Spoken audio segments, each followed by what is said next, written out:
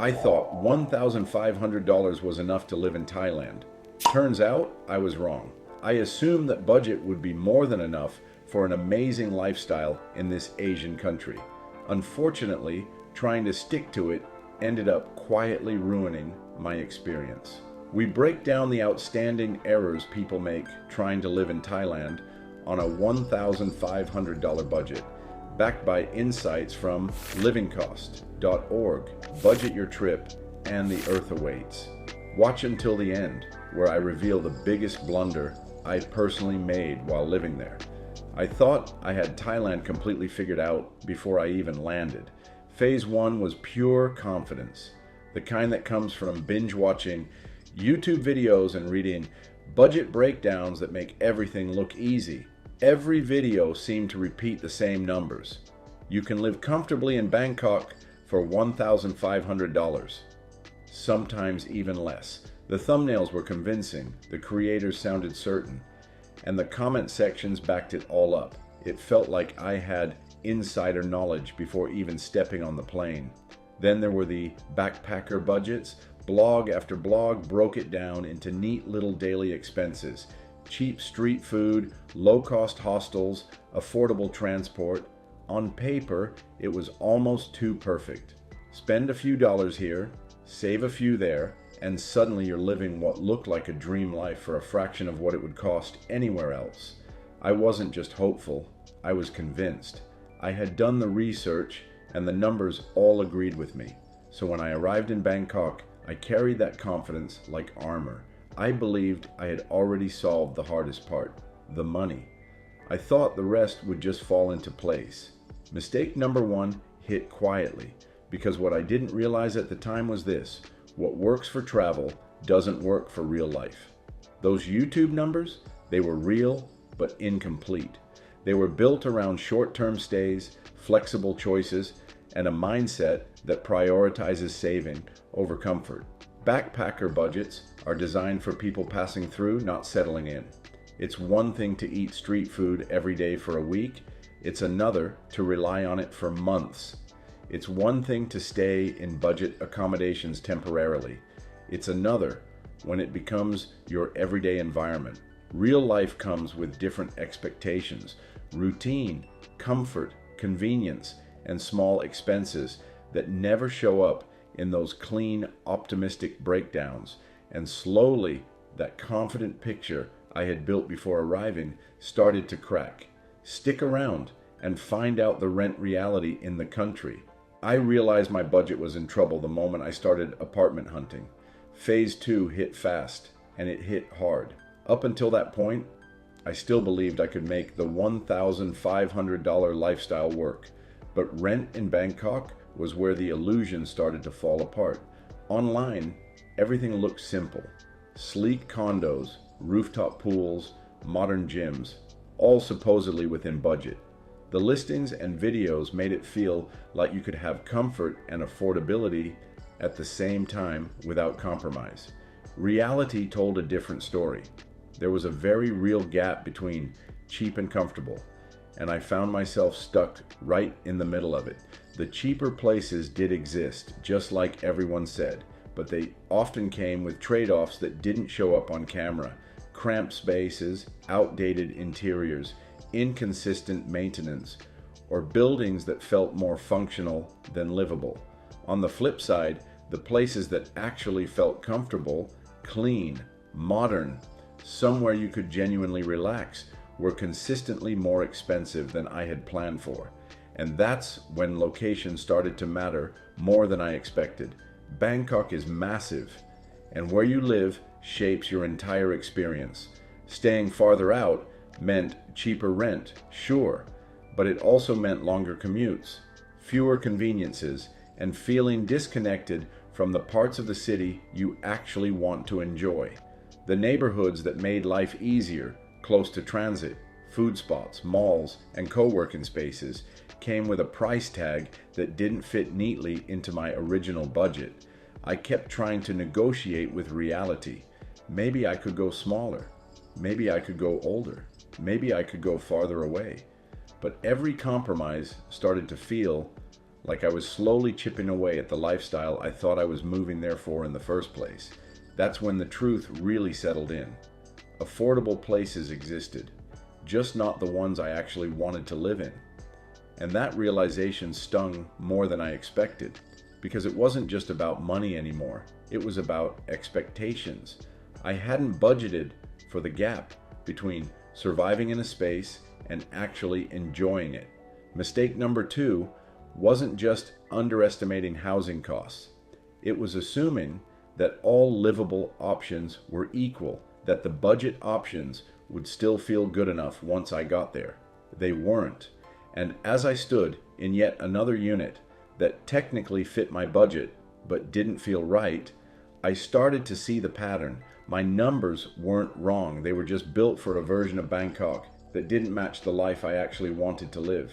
Keep watching, because you need to know about the Thai food trap you can get caught up in. I thought food would be the easiest part of my budget until it quietly became the problem. Phase 3 was the food trap, and it's where my plan really started to unravel. Before arriving in Bangkok, every guide and video emphasized the same thing. Food is cheap, and technically that's true. Street food is everywhere, it's delicious, and it can cost just a couple of dollars per meal. On paper, it looked like one of the biggest advantages of living there. I genuinely believed I had this category completely under control, but I didn't account for how I actually eat. There's a big difference between street food and Western food, and I felt that gap almost immediately.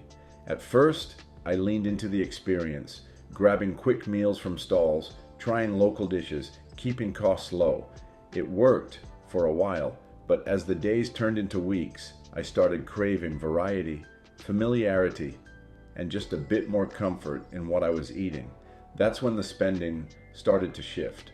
Western meals, even casual ones, were significantly more expensive. A burger here, pasta there, maybe brunch on the weekend. It didn't feel excessive in the moment, but it added up fast. And it wasn't just about the food itself. It was the environments too. Air-conditioned spaces, comfortable seating, a slower pace. It pulled me in without me realizing how much I was spending compared to a quick street-side meal. Then came the cafes and delivery. Bangkok's cafe scene is hard to resist. Working from a laptop, grabbing coffee, maybe a pastry, it became part of my routine. And while each purchase felt small, it created a steady stream of spending that never showed up in those original budget breakdowns. Delivery made it even easier. On days when I didn't feel like going out, a few taps on my phone brought food straight to my door for a price that was always just a little higher than I told myself I'd spend. And then it hit me. The moment I ate how I wanted, my budget broke. That was the turning point. Because the issue wasn't that food in Bangkok was expensive. It's that living on a strict food budget required a level of discipline and consistency that didn't match the lifestyle I actually wanted. I wasn't just eating to save money anymore. I was eating to feel comfortable, to enjoy my day, to maintain a routine that felt sustainable. Mistake number 3 wasn't ignoring food costs. It was underestimating how much my habits, cravings, and daily choices would reshape them. And once that shift happened, there was no easy way to go back without sacrificing the experience I moved there for in the first place. Make sure to watch all the way through. You won't believe what we found to be the hidden costs underneath the Thai lifestyle. It wasn't the big expenses that broke my budget. It was everything I didn't think to track. Phase 4 was where reality fully caught up with me. By this point, I had already adjusted my expectations around rent and food, thinking I could still make everything balance out if I stayed disciplined. But what I didn't prepare for were the hidden costs. The small, everyday expenses that felt harmless on their own, but quietly stacked up in the background. Transportation was the first wake-up call. Bangkok is a city where getting around is relatively affordable, but not always as cheap as it seems when you're living there daily. Sure, public transit like the BTS and MRT can be budget-friendly, but it depends heavily on where you live and where you go. If your routine isn't perfectly aligned with those routes, you end up relying on ride-hailing apps or taxis more often than expected. And while each ride doesn't feel like much, taking them regularly, especially during heat, traffic, or convenience-driven moments, starts to chip away at your budget faster than you notice. Then came convenience costs. These were the real budget killers. Quick stops at 7-Eleven, grabbing snacks, bottled water, small essentials you didn't plan for, things that felt too minor to even think about twice. Add in laundry services, occasional impulse buys, maybe a subscription or two, and suddenly you've created a layer of spending that never showed up in any YouTube breakdown or travel blog. And the tricky part, none of it felt excessive. It all felt normal, necessary even. That's what made it so easy to ignore. But over time, those small decisions started forming a pattern. A coffee here, a ride there, a convenience purchase in between. It became part of my daily rhythm. I wasn't overspending in one category. I was slowly overspending everywhere. This is where things started adding up fast. And when I finally sat down to look at my actual spending, the numbers didn't lie. The gap between my planned budget and my real expenses wasn't caused by one big mistake. It was death by 1,000 small ones. Mistake number 4 wasn't about reckless spending. It was about ignoring the cumulative effect of daily life. Because living in a city isn't just about rent and food, it's about everything in between. And those in-between moments, they're the ones that quietly decide whether your budget works or completely falls apart. Continue on to find out what a mismatch between your lifestyle and your budget can lead you to. I wasn't just over budget. I was trying to live a completely different life than I could afford. Phase 5 is where everything finally clicked. And honestly, it was uncomfortable to admit. Up until this point, I kept blaming categories. Rent was too high, food was inconsistent, daily costs were sneaky, but the deeper truth was simpler. The lifestyle I wanted didn't match the budget I set. It started with comfort expectations. I didn't move to Bangkok just to survive. I wanted to enjoy it. I wanted a clean, modern space, reliable air conditioning, a good location, and the ability to relax at the end of the day. But every time I chose comfort, it came with a higher price tag. And every time I tried to cut back, it felt like I was downgrading the experience I came there for. Then there was the social life. Bangkok is a city that pulls you out. Dinners, meetups, weekend plans, casual nights out, it's part of the lifestyle. And saying yes to those moments meant spending money. Not crazy amounts, but enough to push me further away from that $1,500 limit. Saying no, on the other hand, came with a different cost. It felt isolating, like I was in one of the most vibrant cities in the world, but watching it from the sidelines. And that's where flexibility came in, or more accurately, the lack of it. Living on a tight budget meant every decision had to be calculated. Every ride, every meal, every plan had to be justified. There was no room for spontaneity, no space to just say, why not, without thinking about the consequences later. And over time, that mental weight started to build. It made everyday life feel restricted in a way I hadn't anticipated. That's when the realization hit hardest. My expectations didn't match my budget, and I felt it every day. Mistake number 5 wasn't just overspending. It was trying to force a $3,000 lifestyle into a $1,500 framework. I wanted convenience, comfort, social experiences, and freedom, all while sticking to a number that only really worked on paper. And the result? Constant tension. Every choice felt like a trade-off between money and experience. And no matter how I adjusted, something always felt off. Either I was overspending or I was underliving. That's when I realized the real issue wasn't Bangkok. It wasn't even the budget itself. It was the mismatch between the life I imagined and the one I had actually planned for. You'll want to know the straw that finally broke the camel's back. Trust me, I didn't notice the pressure building until it was all I could think about. Phase 6 was when the experience stopped feeling exciting and started feeling heavy. By now, I knew the numbers weren't working, but I kept holding on to the original plan like it would somehow fix itself. That $1,500 budget had become more than just a guideline. It felt like a rule I wasn't allowed to break, and instead of adjusting early, I kept trying to force my life to fit into it. That was the mistake. Holding on to an unrealistic budget turned every day into a quiet negotiation. I'd second guess simple decisions. Should I take this ride or walk? Eat here or find something cheaper? Go out tonight or stay in? None of those choices seemed big on their own, but making them constantly started to wear me down, and the stress crept in slowly. It wasn't loud or dramatic. It showed up in small moments. Checking my balance more often, feeling a slight hesitation before ordering food, calculating costs in my head while trying to have a normal day. What used to feel exciting about living in Bangkok started to feel restricted, like I was experiencing the city through a filter of constant budgeting. That restriction led to frustration, because deep down, I knew the problem wasn't the city. It was the gap between what I wanted and what I allowed myself to spend. But instead of adapting, I kept tightening the budget, thinking discipline would solve it. In reality, it just made everything feel more limiting. And that's when the real shift happened. Instead of enjoying Thailand, I was constantly thinking about money.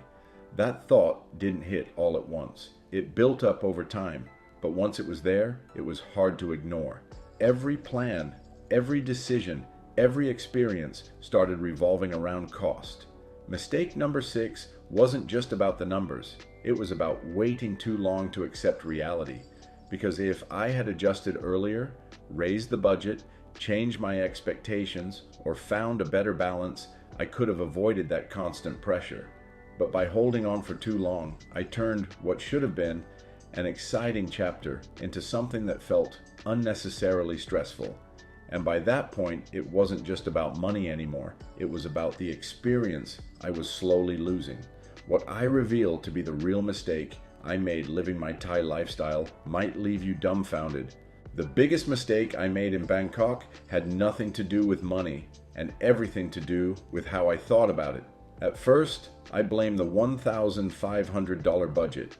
It felt too tight, too limiting, too unrealistic. But looking back, that wasn't the real problem. The truth is simple. I planned my life around a number, instead of planning the lifestyle I actually wanted. That was the foundation of everything that went wrong. I started with budget first thinking. I picked a number that sounded reasonable based on YouTube videos and travel blogs, then tried to build my entire life around it. Every decision, where to live, what to eat, how to spend my time, was shaped by that limit. And when reality didn't fit neatly into it, I didn't question the plan. I tried to force my life to adjust instead. That's where things broke down. Because when you're forcing reality to match expectations, something always gives. In my case, it was either my budget or my experience. And that leads to a simple truth most people don't realize until they're in it. If your lifestyle doesn't match your budget, and you don't adjust the lifestyle, you overspend or feel restricted. I felt both. So how do you actually do it right? It comes down to what I now think of as the 3-step SMART budget system. Step 1, design your lifestyle first. Decide where you want to live, how you want your days to feel, what level of comfort you need. Be honest about it. Step 2, build a realistic budget around that lifestyle, and then add a 30% to 50% buffer, because real life is never as clean as a spreadsheet. Step 3, adjust early, not after the stress hits. Within your first month, pay attention to your actual spending and adapt quickly. Don't wait until the pressure builds, because the people who actually succeed living abroad don't chase the cheapest possible lifestyle. They focus on building something sustainable that they can maintain long term. They prioritize balance over extreme savings, making sure their daily life is comfortable, realistic, and adaptable. In the end, it's not about spending less at all costs, but about creating a setup that actually works in real life without constant stress or compromise. And here's the important part. Thailand can absolutely be affordable. You can live well there without spending a fortune, but only if you avoid this mistake. If you want to understand expat life in Thailand more deeply, watch our other videos that break down what living there is actually like.